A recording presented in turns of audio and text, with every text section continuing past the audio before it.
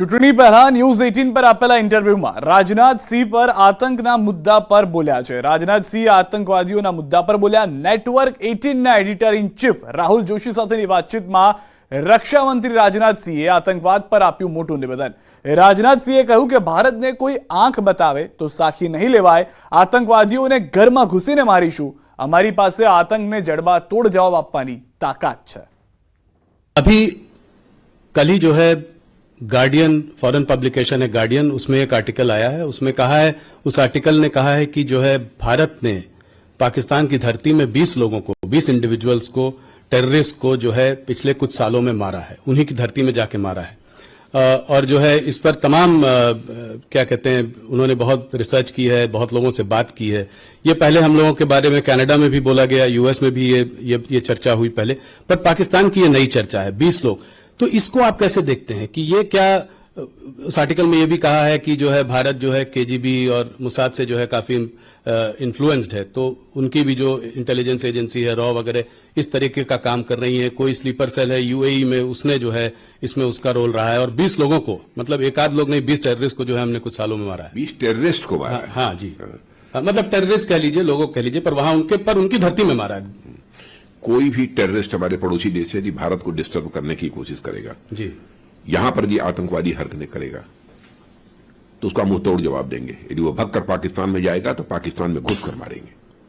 तो ये बात आप मतलब कह रहे हैं, जो प्रधानमंत्री भी कह रहे हैं कि अब वो भारत नहीं रहा जो कि बगल में खड़े होकर तमाशा देखता रहेगा, घर में घुस कर मारेगा। बिल्कुल, प्रधानमंत्री जी ने जो कहा है बिल्कुल सच कहा है, और यह ताकत है भारत की,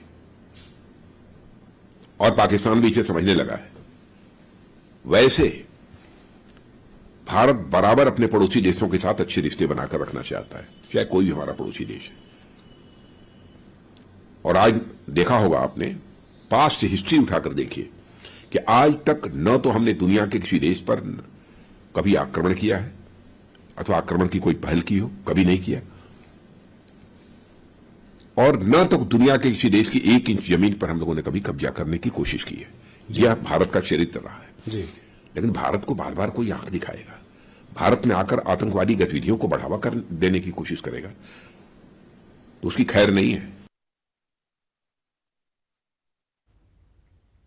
ચૂંટણી પહેલા ન્યૂઝ 18 પર આપેલા ઇન્ટરવ્યુમાં રાજનાથ સિંહ વિપક્ષ પર વરસ્યા। નેટવર્ક 18 ના editor in chief Rahul Joshi સાથેની વાતચીતમાં રક્ષા મંત્રી રાજનાથ સિંહે કહ્યું કે પીઓકે ભારતનો અભિન્ન અંગ છે। પીઓકેના લોકો ભારત સાથે ભળવા માંગે છે।